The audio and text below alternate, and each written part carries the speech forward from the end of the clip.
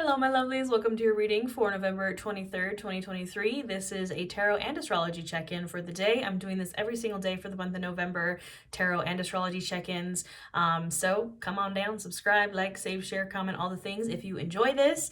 My name is Natasha, also known as Nourish Natasha, and we're going to get right into it. I'm going to tell you kind of what's happening astrologically today. I mostly focus on the moon transits because I am a lunar witch. We'll talk about the phase of the moon, what sign it's in, and some of the other major transits that are happening, but definitely a heavy focus on the moon. And then we're going to do a tarot pull for it. And ironically enough, and this happened yesterday too, where Temperance was lurking at the bottom of the deck, and it's here again. Temperance is the card of Sagittarius, and the sun just moved into Sagittarius yesterday. The sun is in Sagittarius. We are in our waxing gibbous. My brain is farting. Yes, it is the waxing gibbous in Aries. So fire sun, fire moon. Mars is moving into Sagittarius tomorrow, so fire Mars is going to be like, we have Mercury in Sagittarius. So much fire, y'all. And literally the notes that I wrote down for today are focus your energy and aim before moving forward. Focus your energy and aim before moving forward.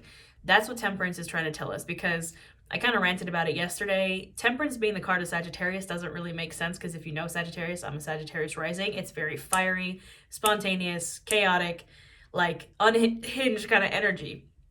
And Temperance is the opposite of that. Like, it's literally like an archangel, alchemizing and balanced and grounded in peace and harmony and moderation and yay. The Temperance is what quelches the Sagittarius, quenches. I can't word today. This is Mercury in Sagittarius when your words are just like, quenches the fiery kind of energy with that balance and moderation and peace and harmony. So, and I think my inspiration behind what I wrote today about like focusing your aim is like the Sagittarius is the archer. So, pull that arrow back and kind of focus your energy before you let it go. Because if you're like, yeah, I have all this energy, and yesterday was like all about taking a risk, and like with all this stuff in fire signs, I think we're going to start to be like, well, let's go. You don't just want to like shoot off an arrow into like, just because you're so excited and you have this fire energy, you're just like, woohoo. And like, we want to have some kind of, goal or like something we're aiming at. We just don't want to shoot that off into nowhere. You know what I mean? So that being said, what do we need to know today? What's the energy of today, November 23rd? We have our waxing gibbous in Aries. The sign is in Sagittarius. Mercury in Sagittarius. Mars soon to be in Sagittarius. I don't care if it's chaotic. I'm just glad we're out of Scorpio energy. Eight of Swords. Eight of Swords. Get out of your head. Get out of your head. And I think that's also something that stops us from like taking that arrow and aiming it and like pulling it back, is that we're too in our own head. And so the Eight of Swords is a mental prison. And this is the after tarot, so it's a little bit different than the original tarot. And the after tarot was just this, in the original tarot was just this chick being kind of like tied up between all these swords. And this one, someone's coming to help her out. So I think it's really you that needs to help yourself out, get out of your own head. The Eight of Swords is a self-imposed prison in the mind. It's your limiting beliefs. It's your brain telling you can't do that because you're not good enough, or you're not worthy, or you don't deserve success, or whatever the thing may be. You gotta get out of that. You gotta get out of that so you can aim your arrow and shoot. And I'm probably also making a ton of arrow references because I've been watching the Hunger Games for the past few days.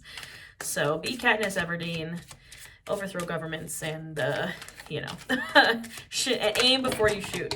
And as I say that, literally every card just comes like spilling out. They're just all over the place.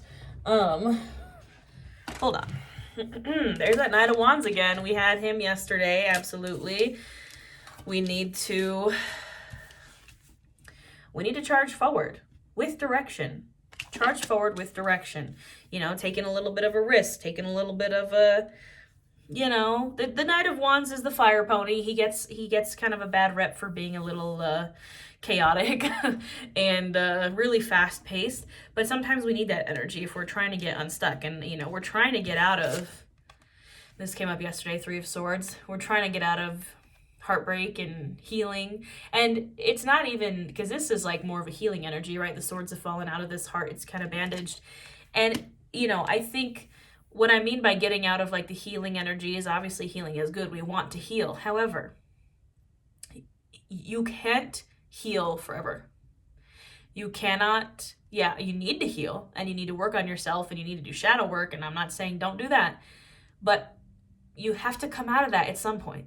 You have to come out of the hermit healing mode at some point. Take it from someone who's been there.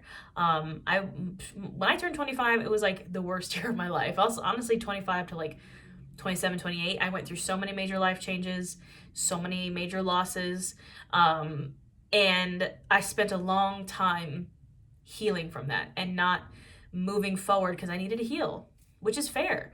But I kind of isolated myself and put up all these walls and healed to the point where I was like, nobody can come in. Like, I don't want to do anything because I'm just healing.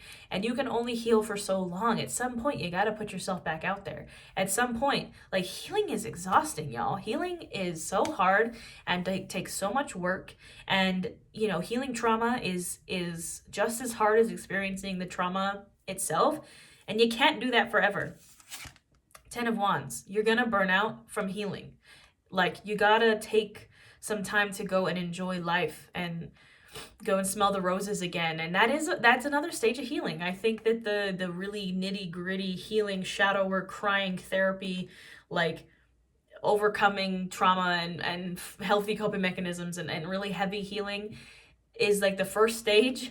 And then the second stage is like, you gotta apply what you have learned and you gotta allow yourself to kind of go out into the world again and put that healing to work and also have some happiness and joy in your life. Like, or else you're just going to burn out and you're just not going to, look at him, he's so tired. Like, we have the Queen of Wands, the Ace of Cups, and the 10 of Pentacles. Like, get back out into the world. The Queen of Wands, she is the Queen of Fire. She is the Queen of, you know, again, Sagittarius, Aries, Leo energy. And I made this note before, in this deck, traditionally in the tarot, the Queen of Wands does not have a salamander on her card. She is the only court fire card, Wands card that does not have a salamander. In this deck, she does. In this deck, she has a sunflower, a black cat, and a little salamander right there. Salamanders in the tarot signify protection from fire, protection from risks. And usually, you know, the Queen of Wands is saying, like, be bold and assertive and passionate, regardless of if there might be some risk of getting burnt. But because this has the salamander on it, it's like, you are protected. You have done the work. It's gonna be okay. Go and take the risk. Go and move from a place of passion and fire. Follow your sunflower. Sunflowers point towards the sun. The Queen of Wands moves towards her sun. The sun is the happiest, warmest, most abundant card in the tarot. Like, you gotta get out of like healing hermit mode at some point, so you can find new love, new ways to heal, new things that fill up your cup, Ace of Cups. Like, you're never going to get this if you don't step out of the Three of Swords. Like, I'm not saying like move on completely, and I don't believe in toxic positivity, and I'm not saying you're magically going to step out and be like, well, I'm healed. No, I'm saying healing is also enjoying yourself at some point.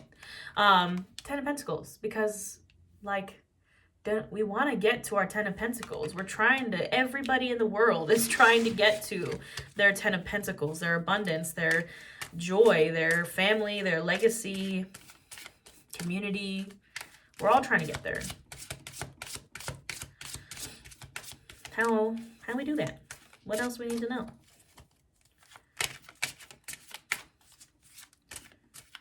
Chaos mode says not today. Every time the energy is chaotic, the cards don't want to be. There's the Fool again at the bottom of the deck, y'all. Ace of Pentacles again. We had the Ace of Pentacles and the Ace of Cups yesterday. It's weird that the same two aces are here.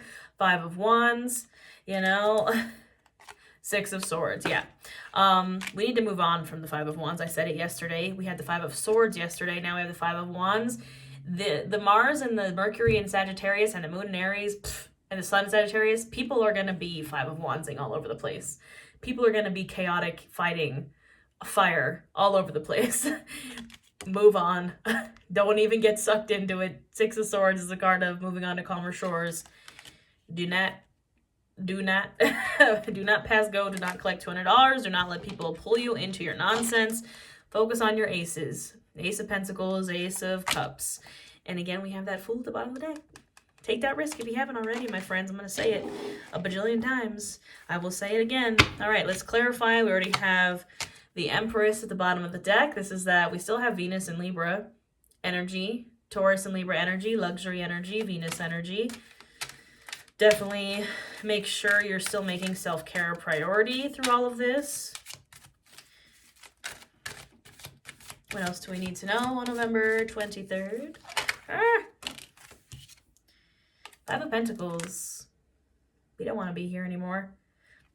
Strength card at the bottom of the deck. Perseverance through the feeling alone, feeling out in the cold, feeling broke, feeling like just sick, unhealthy. We have persevered through it, my friends. Like, we know we have. I know I have. Like, if you know about what I've been through in the past, honestly, the past 6 years of my life have just been, what the hell, but have gotten better, certainly. But we have persevered. We have persevered. And Three of Wands, it's time to look forward. It's time to move out of that, like, Ten of Swords. It's like, you're dead. Oh, and then the Sun. Well, would you look at that? It's like, this is that scene in The Prisoner of Azkaban, by the way. Fuck J.K. Rowling. We don't do transphobia here, but it is a reference that just is coming up in my brain right now, is when Ron's like, you're gonna suffer, but you're gonna be happy about it, when they're reading like the tea leaves. That's look at Ten of Swords into the Sun. It's like, you have suffered. Suffering has happened, certainly, with that Five of Pentacles. But there's the Sun. What did I tell you? Move forward towards it. Like, I mean, there's no easy way around it. There's no easy way around the Ten of Swords and the Five of Pentacles. Those are our traumas. Those are the things we've been through. You can see the Ten of Swords. Literally, this person has been stabbed in the back 10 times and is literally dead, dying on the floor, like bleeding out, you know. But the Sun is here. The Sun is here. And again, with the Strength card at the bottom of the deck, it's like, you have persevered through it. We have gotten through it. Now it's time to kind of quench that energy. Knight of Cups. We also have the Ace of Cups here. You know, it's time to, again, fill up your own cup and move to a place of love from a place of love. The Knight of Cups traditionally is standing in like a desert. And this card, it honestly kind of looks a little bit more tropical. But traditionally, the Knight of Cups is in a desert with his cup, like moving towards like the only stream going through that desert. And it's like, when you have been through the Five of Pentacles and been through the Ten of Swords, you feel that like barren wasteland desert vibe. And it's time to move towards your star. It's time to move towards that light at the end of the tunnel, that quenching. That's the second time I've used this word. Did I use it yesterday? Today? I can't remember. Quenching. Quenching the thirst. Speaking of. Move towards your cups. Move towards what you love. Move towards your star, your North Star. Card of Aquarius also. The star is free expression, authentic expression, and moving towards you, letting your North Star guide you. It's also the card that comes after the Tower. I half expected to pull the Tower as I was saying that. It didn't happen. Okay. I feel better about it. Making sure. Okay. I was like, please no. But the cards that just came out are also, they're very lovely. It's not the Tower. So, we need to move into our star, because the Tower is the catastrophe. The Tower is the eclipse season and the Scorpio season we just had. The Tower is when everything comes crashing down around you. You know, not fun. But we're moving into, from hermit mode. What did I say? We got to get out of hermit mode. And again, the Ten of Pentacles. We got to get out of the hermit mode into the Ten of Pentacles. How do we do that? The Chariot. Like, this is just lovely. It's exactly what I said earlier. It's like, I've already said this. I said, get out of hermit mode, move into your Ten of Pentacles, because that's where we're all trying to get. I literally said that already. We had Ten of Pentacles twice, which is lovely in the reading. But in order to do this, in order to have happy victory moving forward into your Ten of Pentacles, hooray, abundance, you gotta get out of hermit mode, my dudes. Like, hermit mode's great, don't get me wrong. We love a good hermit mode. But, you know, it is, you can only be there for so long. You can only isolate yourself for so long. You can only keep yourself in your little healed box for so long. I saw this post and I was like, oh my God, I'm being called out. That was like, are you healed, or have you just isolated yourself so much that there's nothing around you that triggers you? And I'm like, damn, you know, you don't.